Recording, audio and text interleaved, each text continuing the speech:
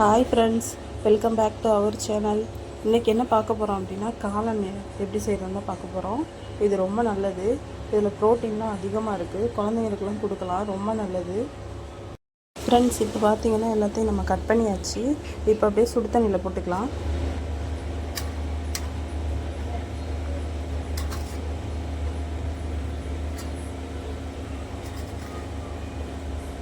So ஒரு 5 minutes வந்து சுடு தண்ணியில் இருக்கணும்.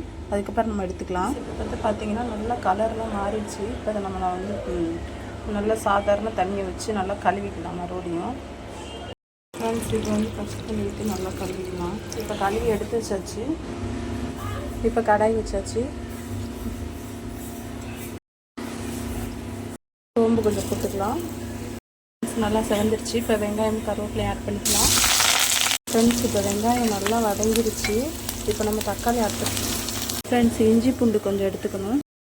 ஃப்ரெண்ட்ஸ், தேவையான மசாலா எடுத்துக்கலாம். மிளகாத்தூள் 1 ஸ்பூனு, கரம் மசாலா 1/2 ஸ்பூனு, மல்லித்தூள் வந்து 1 ஸ்பூனு, ஜீரகத்தூள் 1 ஸ்பூனு, மஞ்சத்தூள் வந்து 1/2 ஸ்பூன். தக்காளி வந்து நல்லா வதங்கிருச்சு. இதெல்லாம் போகிற அளவுக்கு நல்லா வதங்கிருச்சு. ஃப்ரெண்ட்ஸ், இப்போ மசாலா ஆட் பண்ணிக்கலாம்.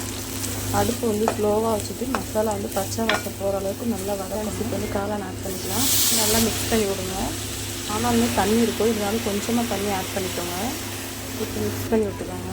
இப்போ சால்ட்டு போட்டுக்கலாம். ஃப்ரெண்ட்ஸ், ஒரு 5 மினிட்ஸ் மட்டும் இது கொஞ்சம் எண்ணெயெல்லாம் திரிகிற அளவுக்கு வைக்கும். இப்போ 5 மினிட்ஸ் ஆயிடுச்சு.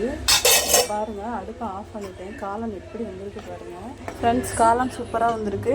இதில் தோசையில் வச்சு சாப்பிட்லாம், சாதத்தில் பிரட்டி சாப்பிட்லாம். நீங்களும் ட்ரை பண்ணுங்கள். பிடிச்சிருந்தால் லைக் பண்ணுங்கள், சப்ஸ்கிரைப் பண்ணிடுங்க. தேங்க்யூ ஃபார் வாட்சிங்.